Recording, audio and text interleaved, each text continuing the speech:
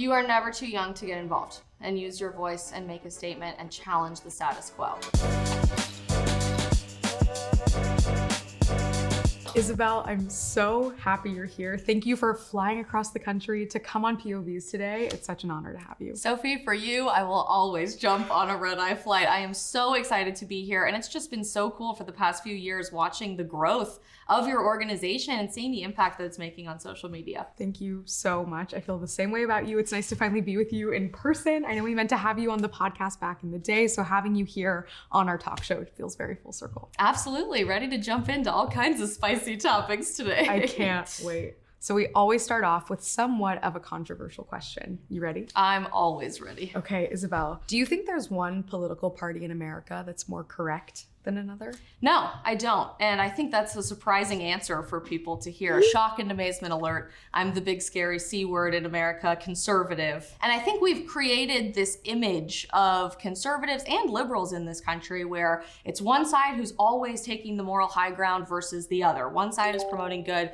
and one side's promoting evil in our country. But the longer I've worked in the political space and been creating content online, the more I've had my eyes open to the fact that more often than not, it's not so much right versus left in this country, or Democrat versus Republican, or conservative versus liberal. It's all of the people in charge versus everybody else. It has never been more important to unify as a country. I couldn't agree more. Thank you for sharing that. Do you think it's inherently wrong to view one political party as more correct than another? No, not necessarily. And I think people gravitate towards certain parties because of where their foundational values lie. I, for example, consider myself to be a conservative because before I am a conservative, I'm a Christian, and I happen to base my Judeo-Christian values alongside my political ones. I happen to find those are more reflected on the conservative side of things. I certainly don't think that it's a bad thing to associate with a certain group of people in our country. We've painted it to be that way in the last few years, and I say that with a caveat. We've let that label, being a conservative or a democratic socialist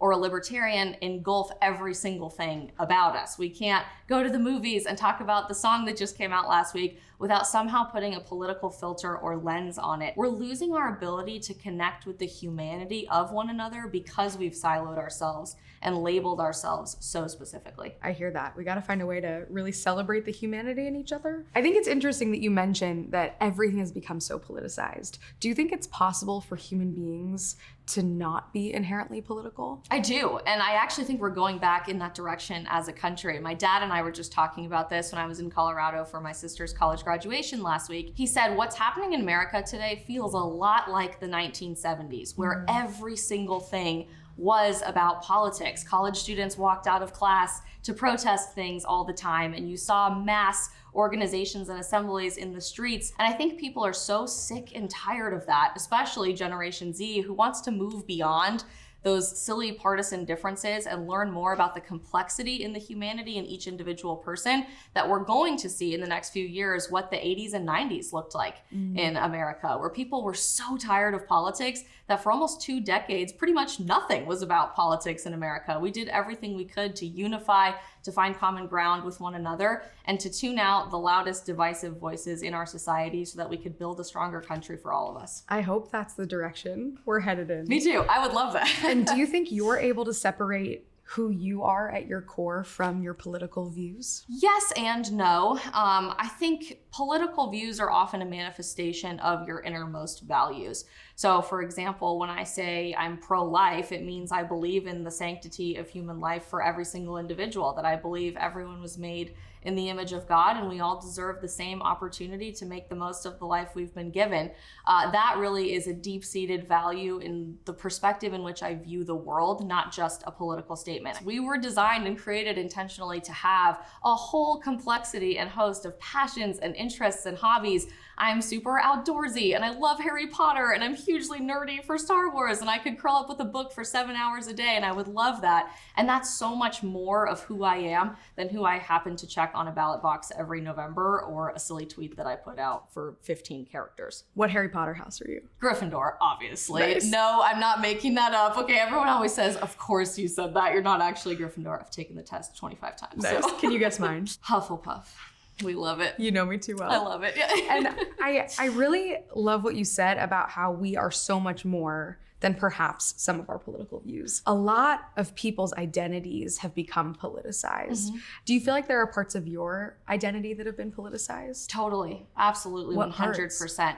I really got started working in the political space on my college campus, and I never intended on working in politics. But the reason I got started in all of that to begin with was that I was a biomedical sciences student. I wanted to be a trauma surgeon. I was obsessed with the idea of pursuing objective truth. And instead, I was spending those classes like physics or OChem talking about my professor's political beliefs all the time. And it really threw me for a loop because I realized, and I think the whole world has gotten a window into this for the last few years, science, especially in academia, isn't about the pursuit of objective truth anymore. It's about the political agenda of the loudest voices of the day, more often than not, no matter who's in charge, which really shattered my expectation of what my academic experience was going to be like. So I wanted to advocate for true science and got involved in student government, but very quickly found myself being labeled every horrible name under the sun because I happened to be a conservative. So somehow that meant on my college campus, I was white power Barbie or Nazi Barbie. Even though that had nothing to do with my character or my identity, immediately on my college campus of 33,000 people, that became my new assumed identity. That escalated really quickly throughout my college experience, and I actually wrote a book about it called Frontlines, Finding My Voice on an American College Campus. Became an Amazon bestseller last year when it came out. But it was fascinating to see this escalation from people that I had known for years, people I may have even grown up with in my hometown. Those labels and angry comments and name calling really escalated into threats of violence. People were threatening to rape me, lots of death threats. My address was doxed online to my one-bedroom apartment. And I remember thinking, really? All of this because I'm not a political science student and I wanted to advocate for challenging your perspectives and improving your worldview through having really important conversations, what college is supposed to be all about? How am I, a 19-year-old at the time, doing the job of what all of my college administrators are supposed to be doing? I am so sorry that happened to you. You know, it was hard, and I wish we had more of a venue to communicate those things. I actually ended up starting an IGTV series called On the Front Lines to interview other conservative college students about their experiences. But I think we often hear from conservative voices, just brush it off, it's fine. Those people don't know you. And that's true. Eventually you should get to that point. But I think it's totally valid, and I tell this to high school and college students all the time, to sit in that, to be completely aware of all of the things that those people are throwing at you and realize this hurts and it's not okay because it's not normal. This is not what we were designed to be. I love that advice. And I'm such a believer in the notion that doxing someone, bullying someone, belittling someone is never actually going to solve anything. You seem like you're on the other side of this, right? You feel confident in your voice, you know what you believe in, but I'm sure in those moments, it was really tough to pull yourself out. How did you pull yourself out of those really dark moments when you were receiving death threats? And did you ever feel like you needed or wanted to hide that piece of your identity? Amazingly, no. And I look back on that and I'm shocked that I didn't say, okay, I'm throwing in the towel, I'm done with this. I can just enjoy the rest of my college experience and not lean into this further. But I never wavered. I just consistently kept putting one foot in front of the other. I really felt a deep-seated calling to be a voice to unify on my college campus and to expose the real truth that we all agree on a lot more than we think we do if we're bold enough to have those conversations. If you don't back down, if you keep getting up every day, you do come out on the other side of it. Some of my best friends vehemently disagree with me on every issue, and that's fine. And at the same time, sometimes I argue with conservatives a lot more than I do with the left in America. But learning how to break that echo chamber to be so solid in your own values and being okay with that, being deep-seated in that, and then being bold enough to share that with others was probably the best lesson I could have learned. That's awesome. And I think so many young people out there probably aren't quite there yet, especially Gen Z. We're at such a critical time where we're starting to formulate our opinions on every issue. Where do a lot of your beliefs come from? Is it your religion? How did you know growing up that these were your beliefs, and how did you find your voice? I think a lot of these values of mine started to solidify themselves when I was in high school. I was raised by Catholic attorneys, so as I'm sure you can imagine, there was a lot of conversations about politics and religion in our house. My mom would always force us to watch the State of the Union as children, no matter who was president, and understand exactly what they said and the direction our country was going in, for better or worse, depending on the situation. And when I was a sophomore in high school, my mom forced me to join the competitive speech and debate team. And I said, Mom, I already have no friends in high school. This is social suicide. I don't think you understand the level of drama you're about to put me through. She said, just go for 4 or 5 weeks in a row. And if you really hate it after that, you can quit. So I really dragged my feet for the first 2 meets. I thought, oh, I could do literally anything else with my weekend. But by the time I got there and started getting into it, I realized that if I put a lot of effort and a lot of heart and soul into this, I could probably be pretty good at it. And speech and debate ended up being my favorite thing I've ever done in my teenage years. I ended up competing at the national tournament several years in a row, which was so fun, representing the state of Colorado. And I competed in the event of Student Congress, which essentially means you pretend that you are a member of Congress and you debate bills on 20 to 30 different issues. But you never know until you're in the room what side of the issue you have to take. You have to be prepared to eloquently argue and defend both sides of every issue. I did research upon research upon research for hours and hours and hours to not only understand one side of an argument, but the other as well, and be able to defend them with equal fervor. And taking the time to actually do that research, to read policy briefings and research papers and Library of Congress documents, I wish more high schoolers had that opportunity, because it gave me a unique vantage point to see where everyone was coming from on every issue, and then to make that choice for myself. That's really what set me up well for an academic career in science, for now working in politics today. I will read every Library of Congress congressional briefing ever to understand where I stand on an issue. And I think really forcing myself to take positions that I wouldn't necessarily agree with and actually defend them publicly in front of others was really the opportunity I had to solidify what I truly believed in. Yeah, speech and debate will do that for you. So I'm happy you had that experience. I think I regret not joining my speech and debate club in high school. We should have adult speech and debate. Seriously, let's start I'm down. We'll do a part 2. Love it. But Isabel, for any young person out there that is passionate about an issue but isn't quite yet ready to share that publicly, what advice would you have? Well, I do want to just start by saying the fear of being canceled is totally legitimate, and it doesn't matter what side of the aisle you're on today. Cancellation is real, and it is so much bigger than what I experienced on my college campus. 2022, being canceled might mean you lose your job and you lose your license to practice medicine or law. So I totally understand when people have an opinion and they don't want to share it publicly. I think that's not a very common thing to say as a political creator. Usually people will say, everything has to be put out there. You have to be as loud as you possibly can. Right. I don't think everyone is necessarily called to that position. My life looks a lot different now because I've taken that path. Not everybody is the poke the bear, always put things out there, always challenge every side of an issue type of figure. So it's okay if you don't want to put things out publicly, be okay with that. And maybe your calling is just different in terms of how you fit into American culture and what that looks like for Gen Z. But if you are wanting to go in that direction, it's one post at a time, it's one conversation at a time. This doesn't just happen overnight where all of a sudden you're having every single conversation about every policy issue under the sun. Maybe it starts with asking people questions, people who follow you on Instagram or TikTok, and saying, hey, what do you guys think about this? And opening up the space for that. That's what I love about your brand so much, Sophie, is that you really are the unifier, where you give that venue to other people rather than alienating some people who follow you or not. But it's that 15 seconds of just hitting post, of raising your hand in class, of inviting a friend who you know you disagree with to coffee, and being willing to put aside your differences to understand where you're coming from.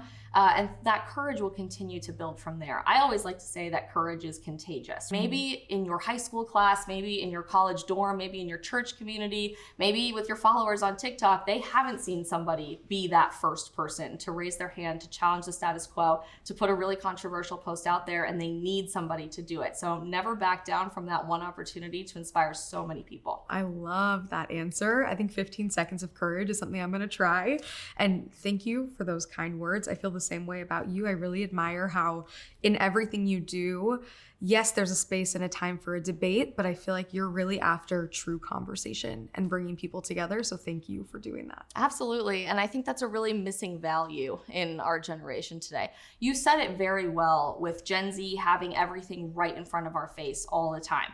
Millennials had a much different experience coming into adulthood where they kind of had to navigate the socio-political landscape on their own. They didn't have a great example of a very politically active generation right before them to tell them exactly how it all worked. Every generation in America has this pendulum swing where we are very young and we want to be what? Rebellious and punk rock and not listen to the people who came right before us.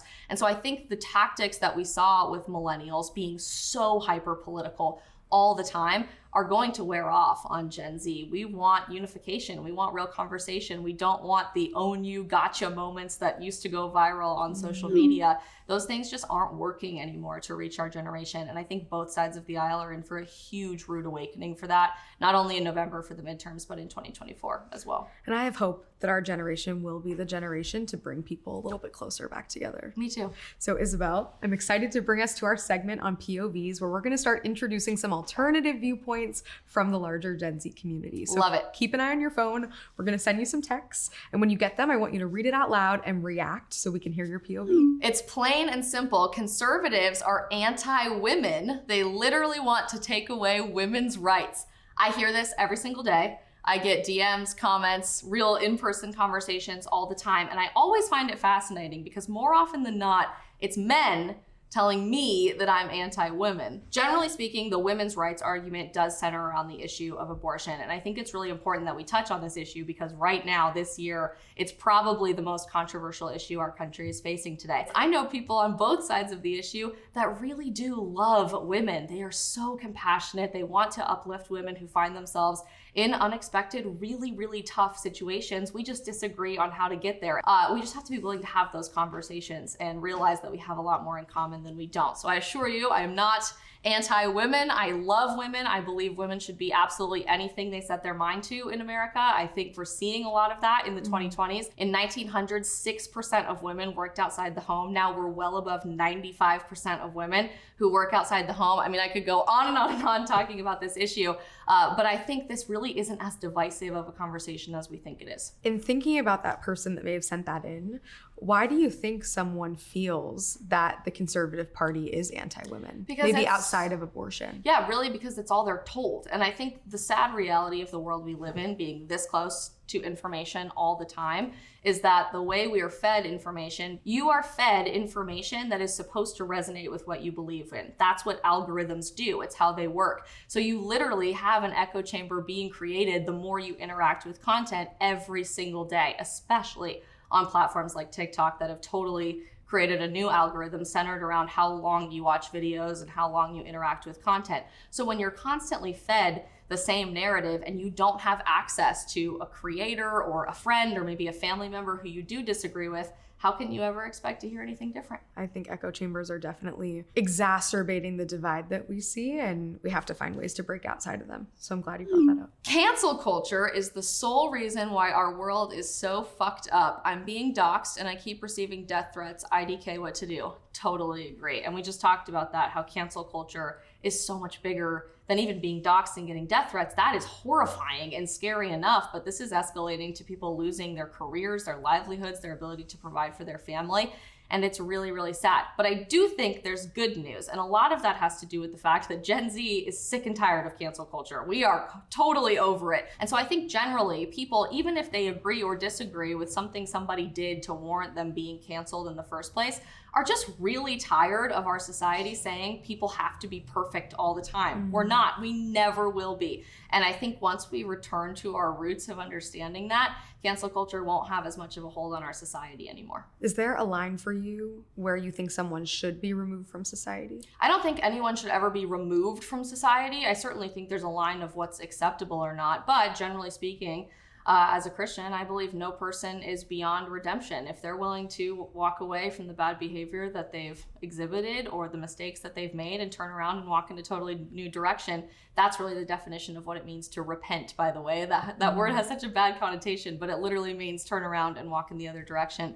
anybody is worthy of redemption and our forgiveness. Thank you for sharing that. Abstinence is straight up stupid. Just like a car, you need to test drive it before you buy it. Abstinence as a word has become such a negative term, and I find that so fascinating because you think of nuns in Catholic school with the long plaid skirts with your uniform saying you should never, ever, ever touch a boy ever before you get married, and that should be the way that your life works. It's very easy to look around and see how people have been so devastated by our current dating and relationship norms in society. You know, the vast majority of people in our country, well over 70% according to Pew Research, are not satisfied in the relationships that they're in. And the majority of young adults in this country, men and women, are so dissatisfied with the dating market that they're taking themselves off the dating market to begin with. I think the way we've treated sex and the lens through which we view it as, oh, it's just a fun thing, it should feel really good, you should be hooking up with a ton of people all at once and not really commit to anybody, is literally scientifically setting us up for heartbreak and setting us up for loneliness and depression. And we're obviously seeing a huge mental health crisis even outside of relationships in our country as well. I have to wonder how much sex has to do with that. So at the end of the day, with that POV, you agree that abstinence is the way? Yeah, I do. I think sex was designed for something very specific. Sex was designed for procreation, and it was also designed for really lasting intimacy with your partner, the person that you're supposed to spend the rest of your life with. And we've now created this narrative that we're supposed to have what we call consequence-free sex. Scientifically speaking, consequence-free sex does not exist. Every time you have sex, even if you're on some form of birth control, there is an opportunity that you could get pregnant, or there is an opportunity that you could have an STD, or even removing those situations, you will always have a hormonal reaction to that based on the neurotransmitters and the hormones that your brain is releasing, trying to bond you to that human being. And when we take away that opportunity, we're really setting people up for less than what they truly deserve. Thank you for sharing that. I had never heard that POV. I'm so confused as to why the Republican Party is actually so anti-liberty. Shouldn't they be the party of freedom? Freedom to choose, freedom to love whoever we want, freedom to say whatever we want, freedom to exist as we are. Isn't the concept of choice and freedom exactly what they advocate for with our First Amendment rights? Make it make sense. Whew, long question, so I will try to make it make sense for you guys, point by point here. I think it's a huge misnomer to assume all conservatives are very satisfied with the Republican Party. You should be totally aware that 99% of the conservatives that I run in circles with and create content with are probably more frustrated and disgusted with the Republican Party than people who vote against them. Freedom to choose, I think that's centered around the abortion argument, if I understand the point of this question and the vantage point of this question. I believe your right to life is the very most important very most important right and most basic fundamental human right that you have, period, end of story. It is right there in the 14th Amendment, which is interesting because the 14th Amendment was used as the legal pretense for Roe v. Wade as a particular court case in 1973. But in terms of the freedom to choose, you're really taking away an individual's freedom to choose anything when you end their life, and they're an innocent life.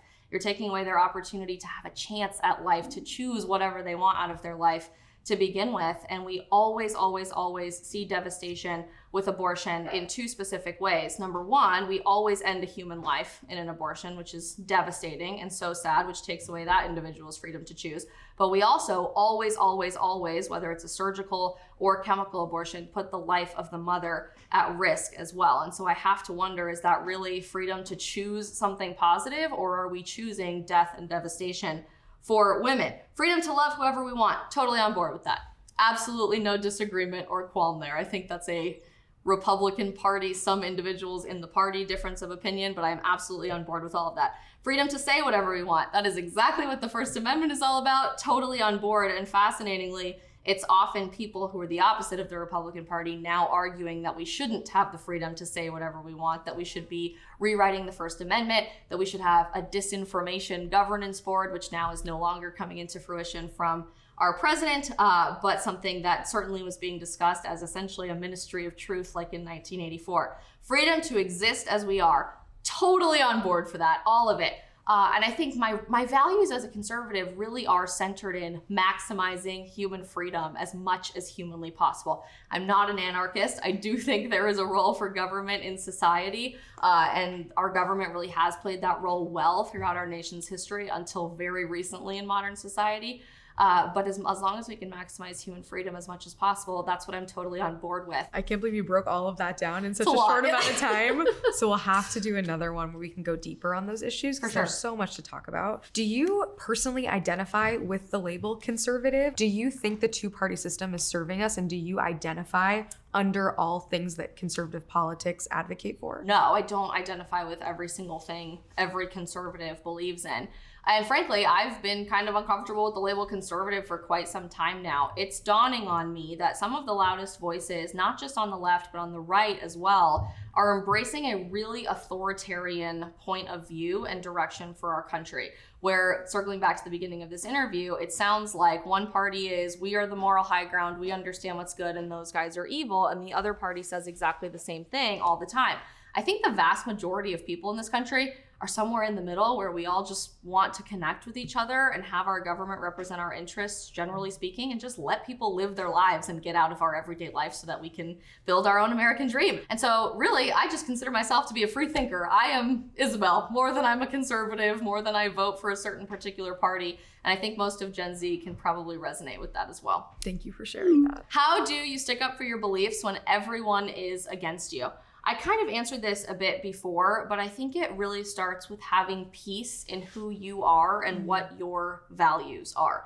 Knowing that it's going to be different from other people. It's going to be different from other people who largely agree with you some of the time. And that can be really uncomfortable. It's going to be different from your family a lot of the time. And that can be really uncomfortable. And when you start to feel that tension and that friction from the people who are closest to you, I think that's when people decide, do I really believe that? And they kind of shrink back and hide away from their values, and they become afraid to share those things because they don't want to lose relationships, they don't want to burn bridges with people, and they certainly don't want to be canceled with the infamous cancel culture we experience in the 2020s.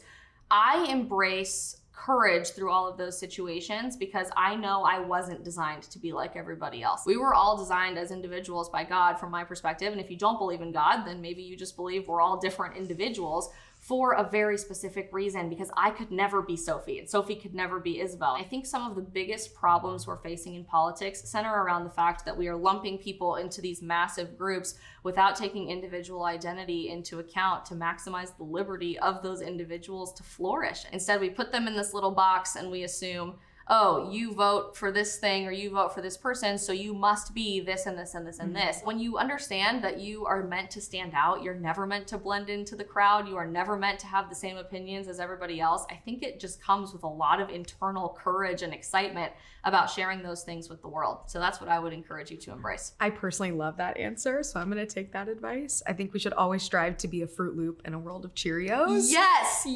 girl, that's so good. I'm so happy you brought that up because you're right. I think the world would be a bit of a boring place if we all thought the same way. It totally would be. And it's just crazy to me. I was in Portland, Oregon, for example, last March. I was walking around and everybody was exactly the same in Portland, Oregon, because they've been largely suppressed to all be culturally exactly the same all the time. And it totally broke my heart because that's not what we as human beings are about. We like different foods and we watch different movies and we like to travel to different places and we have different hobbies, all for a reason, and those all impact our different political beliefs, our cultural values, our religious experiences. We shouldn't shy away from that. We should share that with each other so that we can challenge our perspectives and be more holistic human beings. Isabel, drop a hot take, fire emoji. Love the inclusion of the fire emoji. Men and women were intentionally designed to be different. Men can't be women and women can't be men, and we can't escape that fact. We seem to be blurring the lines really specifically in society today, not just in America, but around the world. Ironically, we're trying to lump everyone into this homogenous blob where we have no biological or racial differences and we're all just people. But when we ignore those differences, we divide ourselves even more every single day. And we're isolating people into these corners rather than leaning into the wonderful, amazing, unique identity that we were given and to be utilized for all of the good things in this world. So my heart really breaks for the next generation that we are talking to kids at very, very young ages about this stuff. We're not allowing for an interesting back and forth conversation on this subject. In that take, saying that men can never be women and women can never be men, do you still think we should strive for a society where men and women do have the same access to opportunities and equal rights? Absolutely, and that exists in America today. What's crazy to me is that we've continued fabricating this narrative that women are second-class citizens in America somehow,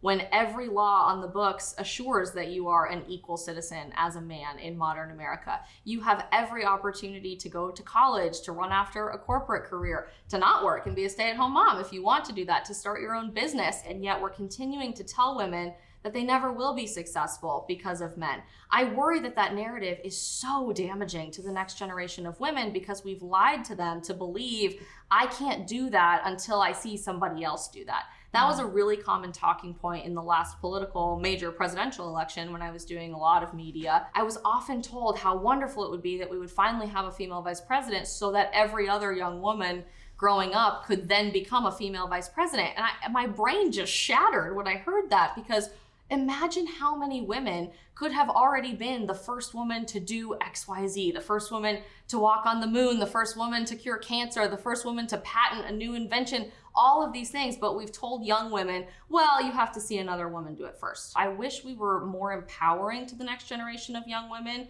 instead of leading them on to believe that somehow there is this barricade and ceiling preventing them from succeeding. Isabel, I'm so glad that you came on POVz today. I have one more question for you. If you had a megaphone right now that could reach all of Gen Z, what is the one message you would want them to know? You are never too young to get involved and use your voice and make a statement and challenge the status quo. I cannot tell you how many times working in politics, I have been approached by old people and said, how old are you? 20 something, early 20s? And I say, yes, early 20s. And they say, well, you shouldn't be doing this as a career. You shouldn't be public speaking or going on the news because you just don't have enough life experience. You need another graduate degree on top of the one you already have. You need to go run for Congress. You need to be a practicing lawyer for a while. And then maybe you'll be qualified enough to start talking to us about some of this stuff. The founding fathers of our country, whether you love them or hate them, we have this image of them in our head, largely thanks to our AP US history books, I think. And when I speak to high school chapters for Turning Point USA and other organizations across the country, I always like to ask, what comes to mind when you think of the founding fathers? What do they look like? And they all, usually in unison, shout out old white men, because that's what we've been taught to believe, that they were these old, wrinkly, ancient, completely out of touch culturally, powdered white wig men. And in reality, the vast majority of the founding fathers, when they created this country and created what I believe to be the greatest political document ever written, the Constitution, they were teenagers. They were punk rock teenagers and early 20s kids who were doing everything they could to rebel against the establishment, to stop listening to the old people across the pond in England, telling them to sit down and shut up, and to fight for the things that they found to be paramountly important for the future of every generation to come here in our country. They didn't listen to that narrative. And I hope and pray that every Gen Zer listening to this finds that spark within them to not wait, to not sit down and shut up, but to do everything they can to make their voice heard now, because our country has always depended on young voices for our future. But I think that's especially true now in 2022 more than ever. I'm so happy you shared that, Isabel. I think we got to do some rewriting of our textbooks, maybe adding some drawings. New illustrations, please, for the love of God. Like, they were like 19, and yet we paint them like they're 85. I actually didn't even know that until the other day when I was researching that for a speech that I was given. How sad that our education system leaves out that very, very important detail when they're teaching the next generation of freedom fighters. Well, I'm glad you brought that up. That definitely broke my echo chamber among so many other things today. Isabel, thank you for leading the way in what it means to have these conversations, to speak up about what matters to you, and for being here today on POVz. I'm so happy you came on the show. Thank you so much for having me, Sophie. Best of luck with everything with this podcast, and thank you for breaking so many echo chambers too. Bring it in. Yay! You're so great. Oh, that was awesome. Super fun. Thank you. You're such a natural. How do you feel? Great.